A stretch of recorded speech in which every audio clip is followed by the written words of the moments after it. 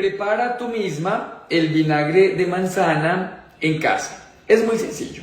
Necesitas un recipiente de vidrio, necesitas 1 litro de agua y 4 manzanas verdes. Troza las manzanas verdes y las colocas en el recipiente de vidrio con agua. Lo tapas y lo pones en la alacena a vinagrar por 1 semana. Posterior ya esté diluida el vinagre, es decir, ya se haya desprendido la fermentación de la manzana, ya puedes eliminar las manzanas y este líquido lo conservas en tu nevera.